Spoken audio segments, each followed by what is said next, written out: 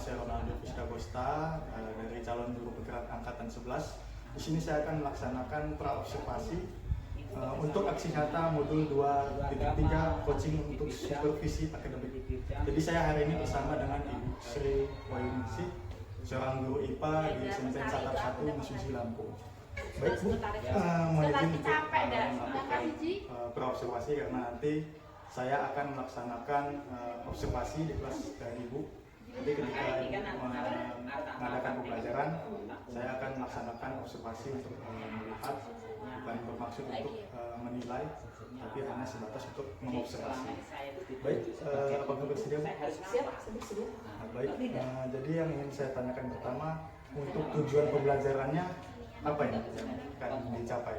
Untuk besok kebetulan saya akan mengajarkan dari topik terakhir dari bab sistem pernapasan manusia dengan topik bahaya rokok terhadap kesehatan khususnya pada paru-paru. Dan di sini tujuan pembelajaran yang saya ingin capai ya untuk peserta didik khususnya yang pertama itu siswa itu bisa menganalisis dampak negatif dari rokok atau bahan-bahan kimia yang ada di dalam rokok, kemudian juga asap rokok, terus juga siswa mampu mengemukakan dampak dari kebiasaan merokok terhadap paru-paru. Terus yang terakhir, siswa diharapkan bisa mampu mengambil keputusan yang bertanggung jawab untuk melindungi diri dia sendiri dari paparan asap rokok.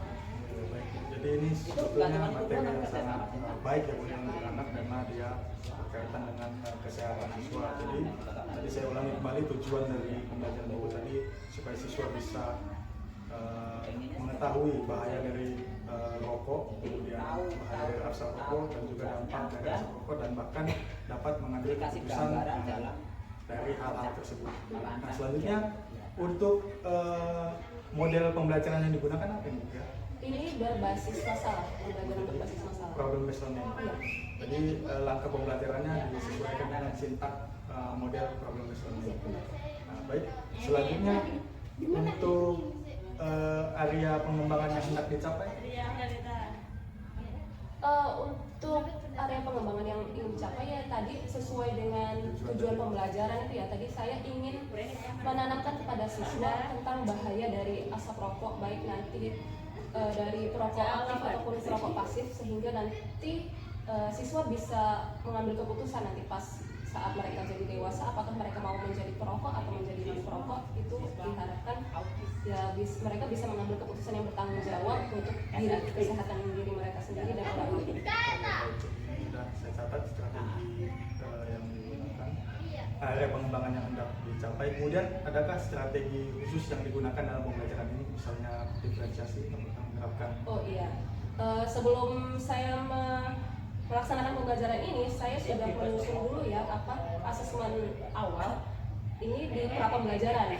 Nah, saya berdasarkan asesmen awal, jadi kan kemampuan prasyarat dari topik ini mereka udah paham dulu nih bagaimana anatomi dari paru-paru, fungsi dari paru-paru ya, dari organ-organ sistem pernapasan gitu. Nah, kalau dari asesmen awal tersebut kemudian saya kelompokkan nih mana siswa yang sudah siap belajar dengan kelompok belajar siswa dengan kesiapan belajar yang tinggi dan ada juga kelompok siswa yang kesiapan belajarnya itu masih rendah. Nah, saya mengelompokkan siswa berdasarkan asesmen awal itu.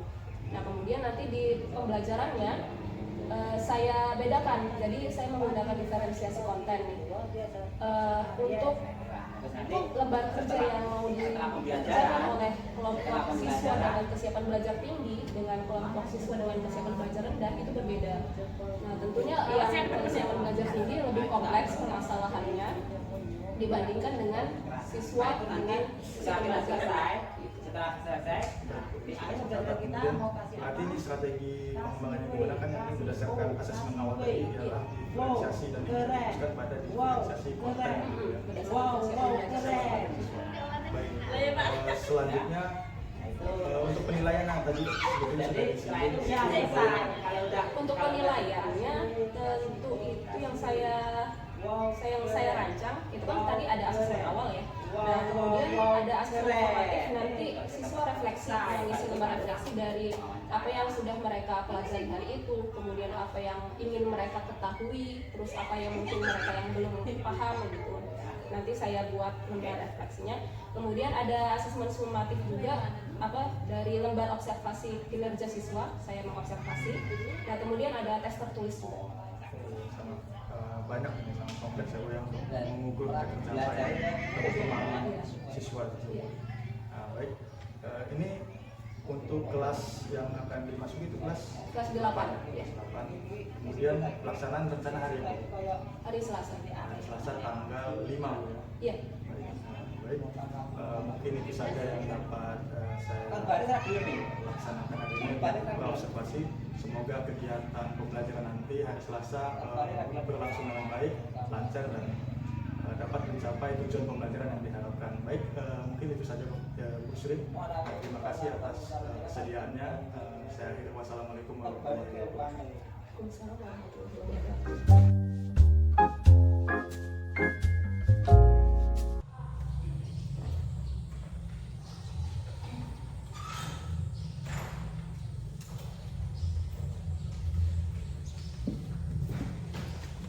Assalamualaikum warahmatullahi wabarakatuh.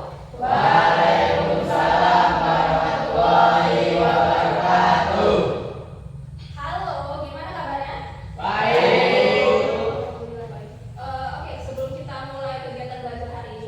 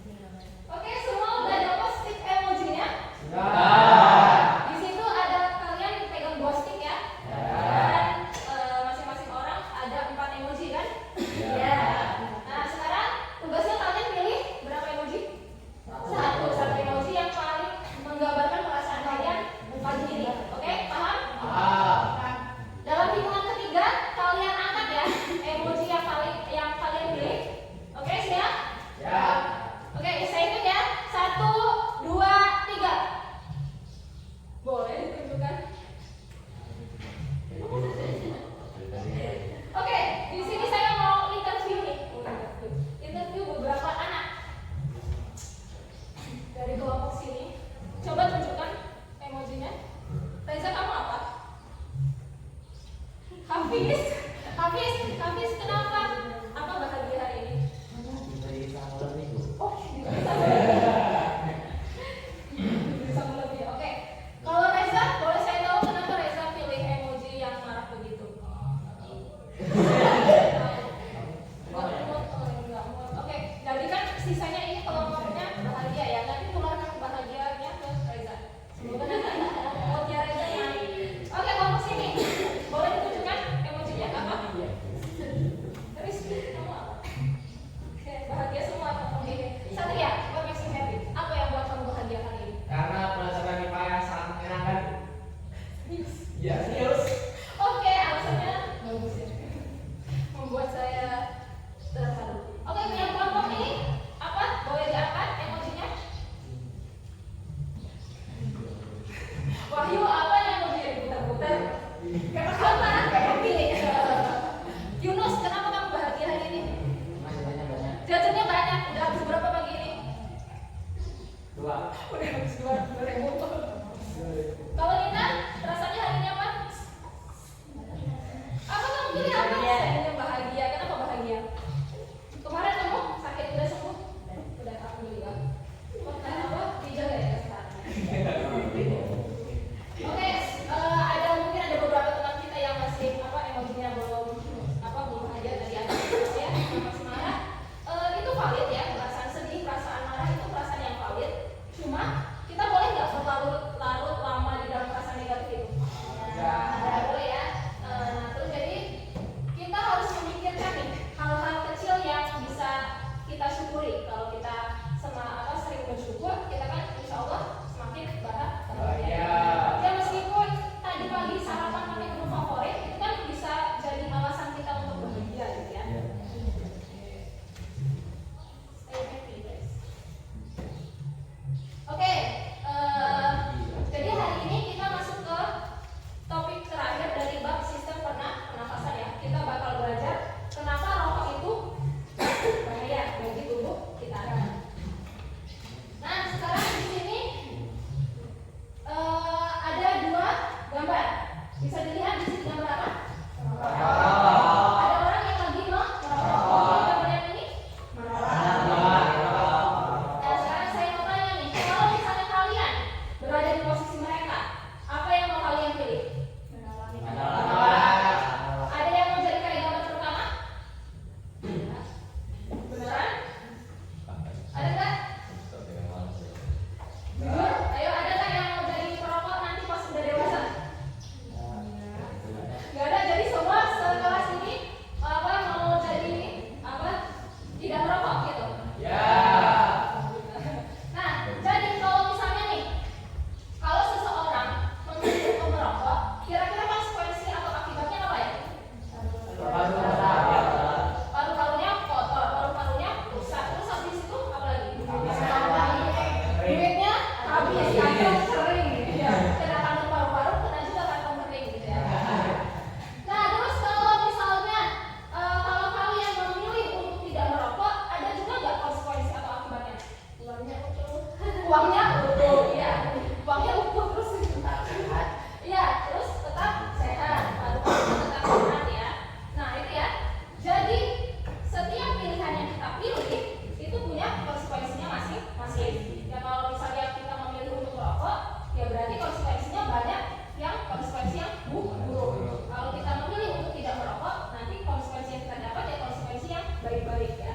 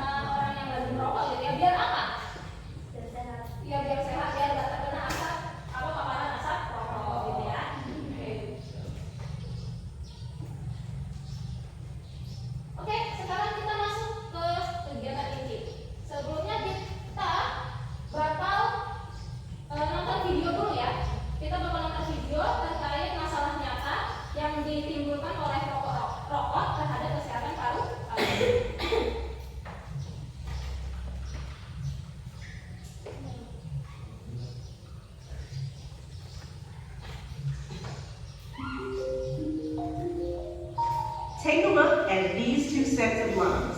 This set is pink and healthy. They represent the lungs of a healthy person. But this set doesn't look so great. They represent the lungs of someone who has smoked a pack of cigarettes, that's 20 cigarettes, every day for 20 years. Let's take a closer look at what's happening in the healthy lungs. They're being inflated with air, just like when we breathe. As they fill up with air, both lungs expand like they should and push oxygen into your bloodstream. We need oxygen for our body to work. When we breathe, air passes through our nose or mouth into our trachea or windpipe. In the trachea, air passes cilia. Those are tiny hairs that keep dirt and mucus out of the lungs. From the trachea, air passes into two large tubes. Each tube splits off into many smaller tubes. At the end of these smaller tubes is a cluster of tiny air sacs. There are over 600 million air sacs in our lungs. Imagine how small they must be. Each air sac is covered in small blood vessels that take the blood directly to your heart. The oxygenated blood goes directly to your heart, and your heart pumps it to all the cells in your body. Now, back to the smoker's lungs. These represent the lungs of someone who smoked for 20 years. These lungs are a blackish brown color because of the tar that comes from each cigarette. Tar is a sticky black substance that is created when some chemicals burn and melt together. The tar created by burning tobacco is similar to the tar that is used on roads. Tar in your lungs may lead to lung problems that can make it hard to breathe. Even though vaping doesn't force tar into your lungs, it does cause your lungs to get inflamed and clogged with blood, pus, and other fluids. The chemicals of cigarettes also cause lung cancer. If you look here, lung cancers have started to form. They start in the cells that line the surface of the lungs like this white area. The lower portion of this lung doesn't inflate. That is what lung diseases like COPD and emphysema look like. People with these diseases find it hard to breathe, and they struggle with even the smallest, easiest activities like walking. Which set of lungs would you like working for you? The choice seems pretty clear.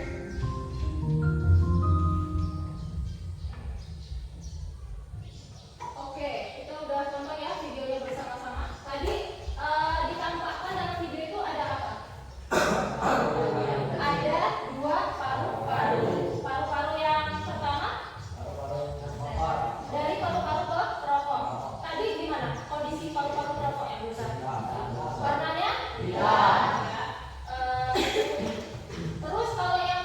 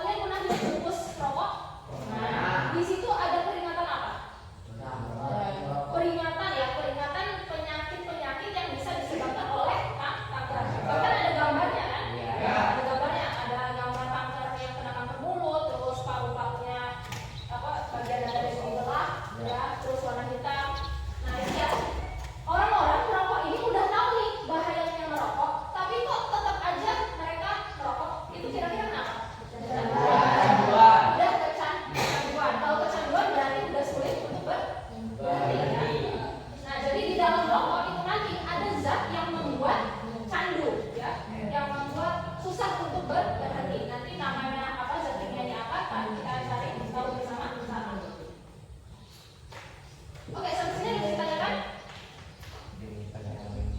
Bu, kalau kita tidak merokok terus duduk di samping perokok apakah berbahaya? Oke, tadi Reza nanya, kalau misalnya Reza duduk nggak merokok, terus di sekeliling orang di sekeliling Reza itu merokok, kira-kira bahaya nggak bagi Reza? Bahaya. Kenapa? Karena asap. Iya, karena asap rokoknya ikut terhirup sama Reza, ya. Jadi nanti Reza ini bisa disebut sebagai perokok pasif, ya.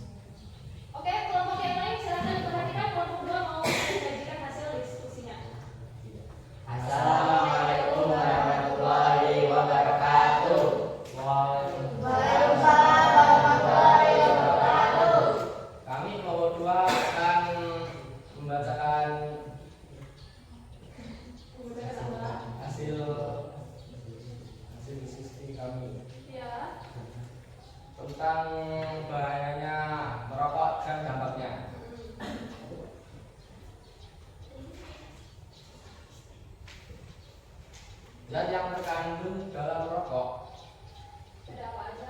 ada 3. Yang satu tar. Zat beracun dalam rokok yang menyebabkan kanker paru-paru. 2. Nikotin. Zat dalam rokok yang menyebabkan perokok kecanduan dan sulit berhenti. 3. Karbon monoksida. Gas yang mengurangi kemampuan darah untuk menggerakkan oksigen.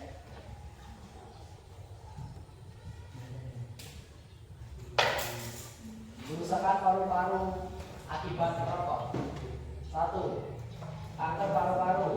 Zat beracun dalam rokok seperti tar dapat memicu pertumbuhan sel-sel kanker dalam paru-paru. 2. Penyakit paru obstruktif kronis.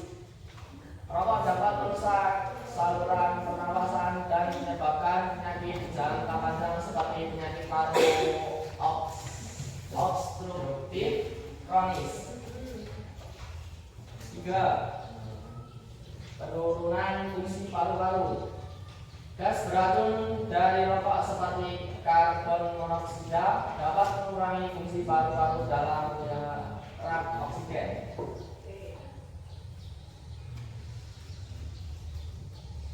Langkah-langkah untuk mengurangi dampak rokok. Berhenti merokok. Langkah paling efektif adalah berhenti merokok secara total untuk menghindari semua dampak negatifnya. Bantuan medis. Konsultasi dengan dokter atau mengikuti program penghentian rokok dapat membantu mengurangi kecanduan. Edukasi dan kampanye. Pendidikan tentang bahaya rokok dan kampanye anti merokok dapat membantu mencegah orang merokok.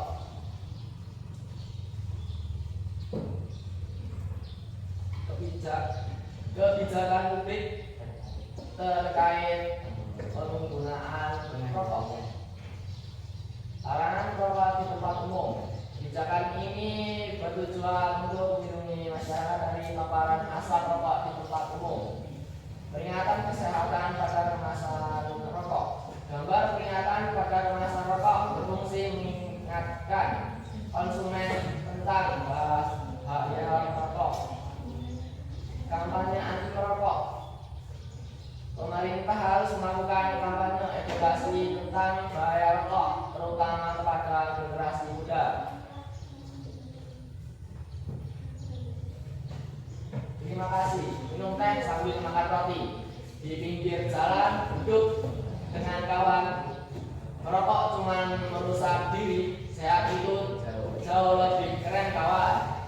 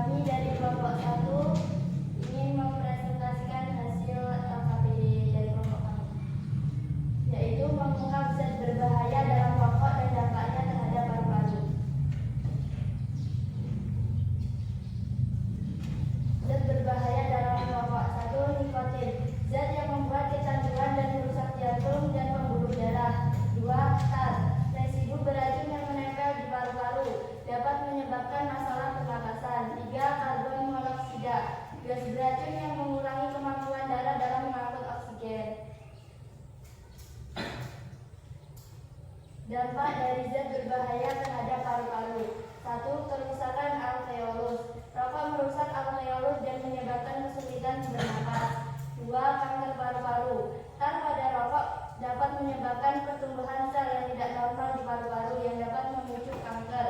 3. Bronkitis kronis. Iritasi akibat rokok menyebabkan peradangan bronkus secara terus-menerus dan memicu bronkitis.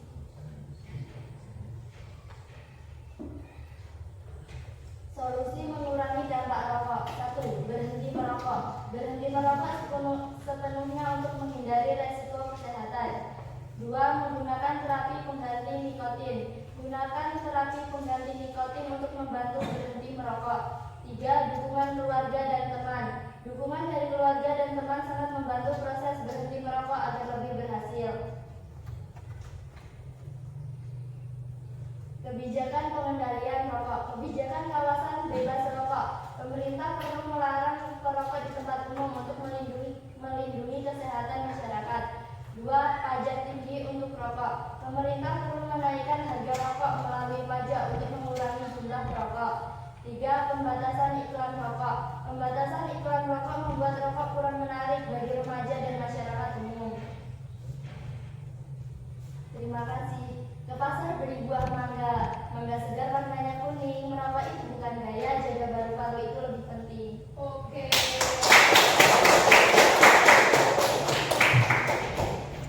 Oke, kelompok lain ada yang mau bertanya kepada kelompok 1? Oke, Dimas.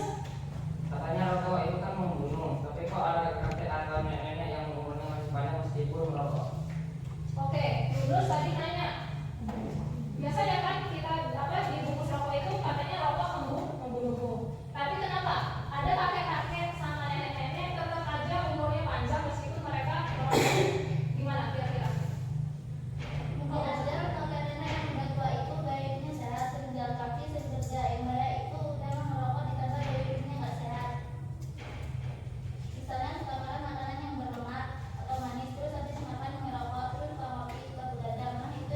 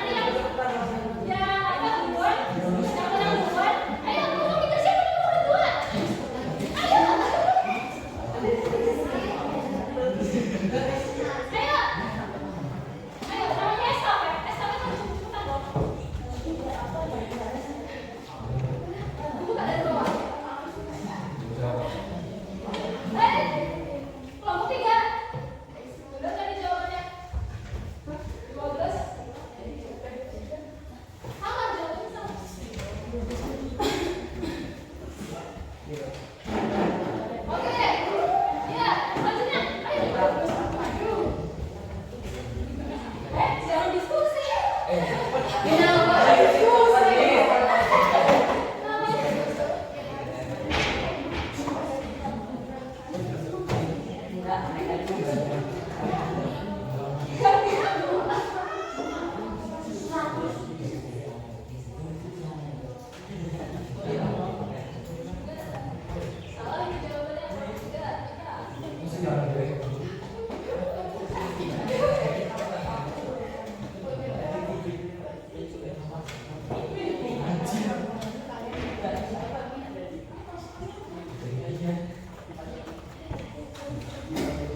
Oke, dilanjutkan ke berikutnya. Kelompok 3, Yunus.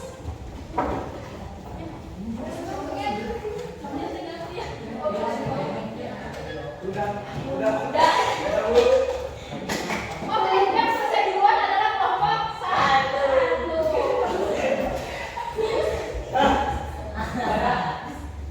Oke, kelompok 1 ada kelompok 3.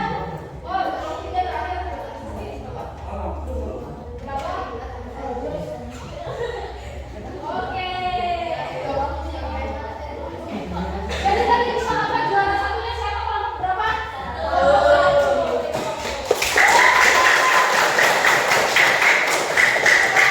Juara 2, kelompok 2. Kelompok 3 juara 3. Oke. Oh, sesuai dengan kelompoknya ya. Juaranya ya. Tadi berapa? Oke.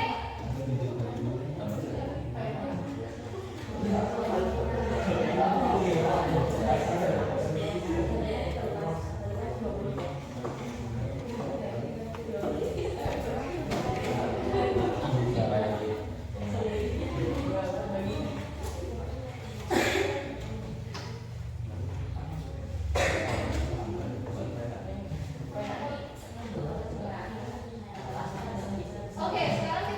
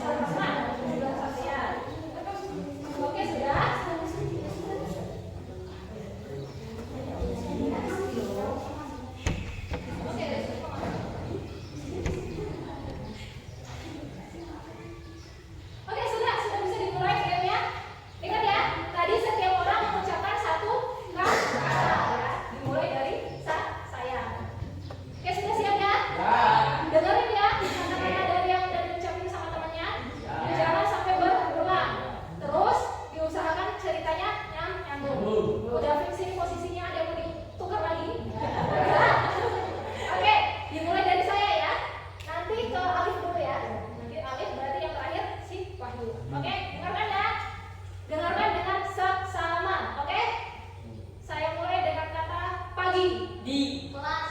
guru Menjelaskan. guru rokok Pagi. Tubuh. Siswa. Memahami. bahwa kesehatan Sangat. penting. Oke, good. Selanjutnya,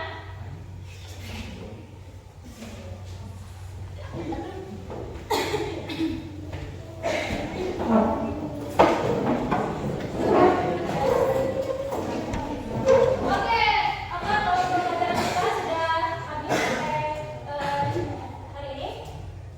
Sekarang ada yang mau ditanyakan? Ya sudah ya. Oke, saya ucapkan terima kasih kalian sudah berpartisipasi aktif dalam kegiatan penyelidikan, dalam kegiatan diskusi, dalam kegiatan presentasi hari ini. Kalian sudah berusaha melakukan dengan sebaik mungkin. Oke, terima kasih. Guys, tepuk tangan dong.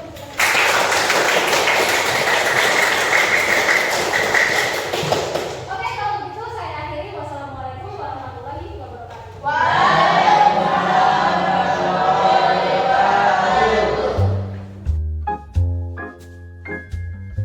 Assalamualaikum warahmatullahi wabarakatuh. Selamat siang Bu Sri, yang kami hormati Bu Sri Surati selaku pengajar praktik pada kegiatan Pasca Observasi kali ini, dan Bu Sri selaku orang ataupun guru yang diobservasi. Baik, apakah sehat Bu Sri? Jadi bisalah kita melakukan sedikit wawancara ya. Jadi kemarin kita sudah melakukan percakapan observasi ya, dan juga sudah melaksanakan observasi di kelas 16 Pusri kemarin di hari Selasa. Kemudian kita melakukan percakapan observasi kelas pada hari Jumat. Jadi hari ini mohon izin Bu Sri untuk melakukan percakapan setelah observasi pembelajaran yang telah kita laksanakan kemarin. Jadi tujuan percakapan kita hari ini justru untuk membahas tentang observasi yang telah kita lakukan kemarin, pembelajaran yang telah dilakukan oleh Bu Sri kemarin pada pembelajaran IPA di kelas 8. Jadi seperti itu. Nah, yang ingin saya pertanyakan yang pertama ini, bagaimana perasaan Bu Sri ketika mengajar tapi diobservasi seperti itu? Ada orang lain di dalam. Bagaimana perasaannya? Kalau jujur saya biasa aja sih. Biasa ya? Maksudnya ya tidak menganggap kalau ada observer gitu. Ya seperti biasa aja. Jadi tidak ada tekanan khusus ataupun hal yang tidak. Jadi tetap merasa enjoy dan tidak terganggu. Alhamdulillah, kehadiran saya tidak mengganggu. Nah, kemudian bisakah Bu Sri menceritakan kembali proses pembelajaran yang telah dilaksanakan kemarin kelas bagaimana? Proses pembelajaran ya, jadi di pembelajaran kemarin kebetulan di bab struktur dan organ manusia, fisika organ manusia, itu kan ada banyak sistem organ yang dibahas. Nah, yang kemarin kami bahas itu ada sistem pernafasan. Nah, kemudian di sistem pernafasan tentunya ada topik yang menarik nih, yang perlu diangkat, yaitu bahayanya asap rokok. Nah, makanya dari pertemuan terakhir di bab pernafasan saya ambil topik bahaya asap rokok. Nah, kemudian saya ambil topik itu dengan tujuan untuk agar peserta didik saya, agar siswa saya itu bisa menganalisis dampak negatif dari bahayanya asap rokok bagi perokok aktif maupun perokok pasif. Kemudian mereka bisa melupakan dampak kebiasaan dari merokok ya. Kemudian terhadap paru-paru. Kemudian yang terakhir juga saya berharap mereka itu bisa mengambil keputusan ketika sudah dewasa nanti, apakah mereka ingin menjadi perokok atau tidak merokok. Jadi ini sebetulnya pembelajarannya itu sangat baik dan sangat relevan juga, sangat bermakna bagi anak-anak. Karena ini menyangkut tentang sistem pernapasan dan bahayanya asap rokok bagi orang lain, tidak hanya orang lain, bahkan bagi kita selaku perokok pasif. Misalnya anak-anak kan mungkin ada yang tidak banyak yang tidak merokok. Ya. Jadi secara tidak langsung mereka itu nanti bisa menjadi perokok pasif seperti itu. Dan bisa mengambil keputusan untuk tidak merokok ataupun mengambil keputusan untuk menghindari ketika ada orang merokok seperti itu. Iya. Ini sangat baik. Nah, kemudian untuk pembelajarannya kemarin itu saya lihat menggunakan strategi diferensiasi. Ya, jadi saya kan untuk mode pembelajarannya dengan menggunakan problem based learning untuk permasalahan nyata. Rokok itu kan ada di dunia nyatanya. Nah kemudian tapi sebelum melaksanakan pembelajarannya saya melakukan pretest gitu. Saya melakukan pretest untuk melaksanakan pembelajaran saya untuk mengetahui latar belakang kesiapan belajar dari semua siswa saya gitu. Kemudian dari hasil pretest saya dapatkan ada kelompok siswa yang masih agak lambat, kemudian ada juga yang sudah advance, sudah cepat gitu. Nah, kemudian dari sini saya kelompokkan berdasarkan kesiapan belajar mereka. Untuk siswa yang masih agak rendah kesiapan belajarnya, itu saya berikan, tetap mereka semua saya berikan permasalahan yang nyata, saya berikan studi kasus, tapi yang kelompok yang kesiapan belajarnya rendah itu saya berikan kasus yang lebih sederhana dibandingkan dengan kelompok yang advance yang lebih siap. Itu diferensiasi konten.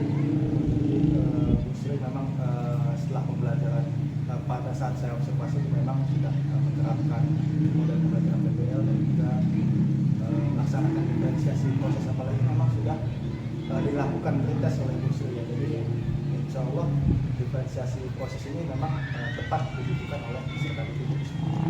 Nah kemudian yang ingin saya tanyakan kembali itu untuk diferensiasi dan juga PBL, apakah menurut Bu Sri sudah terlaksana semua? Apakah ada yang masih tertinggal? Menurut saya sudah, cuma mungkin untuk jadikan yang tetap pembimbingan ketika siswa menyelesaikan masalah di kelompoknya untuk di kelompok siswa yang masih belajarnya kan saya sadari kemarin itu masih kurang lebih kurang optimal gitu dalam membimbing yang kelompok rendah pada siapa belajar rendah. Nah, menurut Bu Sri apa yang membuat hal tersebut terjadi? Ada hambatan?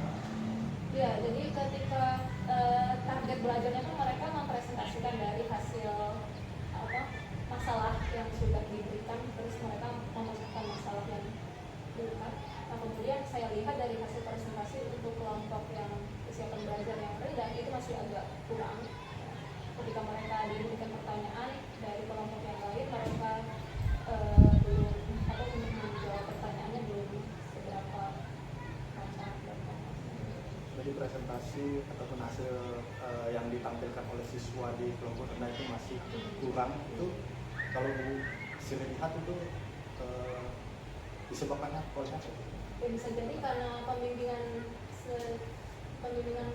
personal untuk kelompoknya dari saya gitu ya. Jadi ada pembimbingan yang kurang. Nah, pembimbingan yang kurang ini tentu harus dioptimalkan lagi. Iya. Tapi menurut Bu Sri, bagaimana cara untuk mengatasi pembimbingan yang optimal untuk pembelajaran berikutnya? Ya, kalau misalnya untuk IPA itu kan kebanyakan dengan konsep-konsep yang abstrak ya. Jadi untuk pembimbingan untuk misalnya siswa yang masih belum siap belajar atau kegiatan belajar yang masih rendah, tentunya saya harus menyediakan contoh pembelajaran yang benar-benar relevan dengan kehidupan nyata mereka gitu. Jadi saya harus mengintegrasikan antara konsep IPA yang abstrak dengan kehidupan sehari-hari siswa gitu. Jadi setelah saya simak tadi itu ya tadi siswa harus menyediakan pembelajaran guru ya, menyediakan pembelajaran yang relevan di kehidupan murid itu sendiri. Nah selain itu ada hambatan lagi ketika pembelajaran Hambatan kemarin kalau ada hal yang masih kurang. masih kurang ya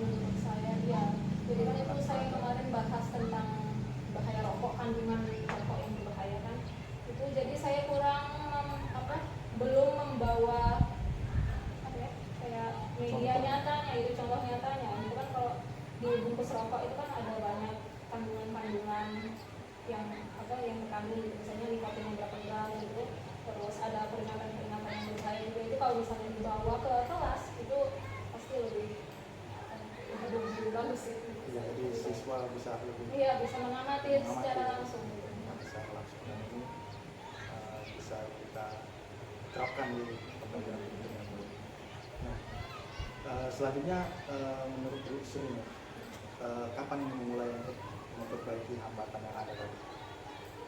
Tentunya ya di topik pembelajaran selanjutnya dulu ya, ketika saya merencanakannya tentu harus lebih matang lagi bagaimana pembimbingan untuk kelompok yang masih rendah, kemudian yang tapi juga saya tidak meninggalkan kelompok siswa yang sudah siap belajarnya dasar pembelajaran yang lebih tinggi mungkin saya bisa memanfaatkan kelompok teman-teman belajar yang sudah mahir itu untuk membantu teman-temannya yang masih belum.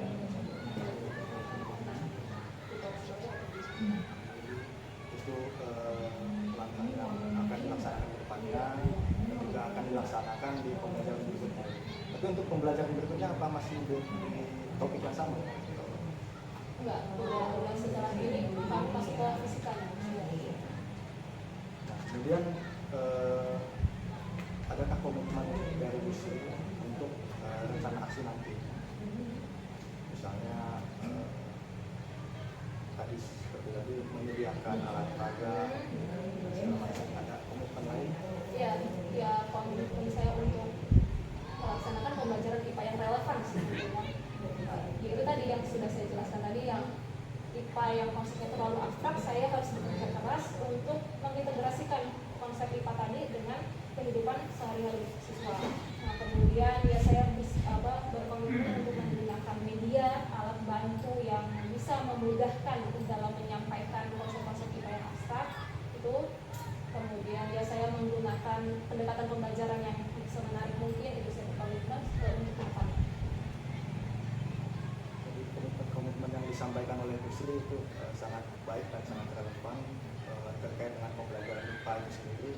Nah, menurut Bu Sri, ada orang lain tidak yang Bu Sri butuhkan dalam menjaga komitmen tersebut sehingga betul-betul dapat terlaksana dengan baik?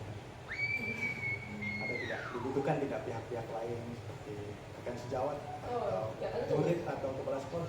Iya tentu rekan sejawat saya butuhkan untuk ya mungkin untuk bisa mencari inspirasi, ya sumber inspirasi dari saya. Kemudian siswa-siswa juga tentunya menjadi sumber inspirasi bagi saya, bagaimana saya bisa menyusun rencana pembelajaran yang sesuai untuk mereka.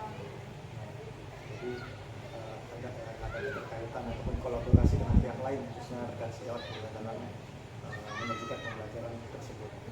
Nah, kemudian menurut Bu Sri, kesimpulan dari pembelajaran dan percakapan kita dari awal sampai akhir seperti apa? Oke, kesimpulannya ya terima kasih atas sebelumnya saya mau mengucapkan terima kasih atas percakapan yang sangat berharga ini.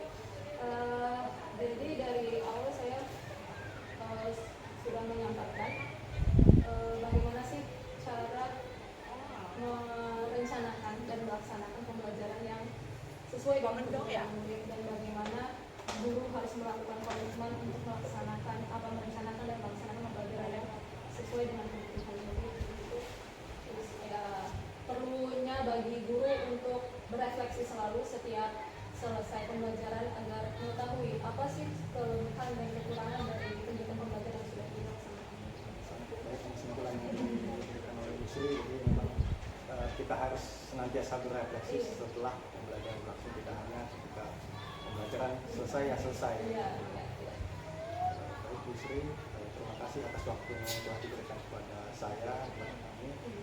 Semoga kita semua dapat mencapai tujuan pembelajaran yang diharapkan dan juga mencapai harapan yang kita inginkan.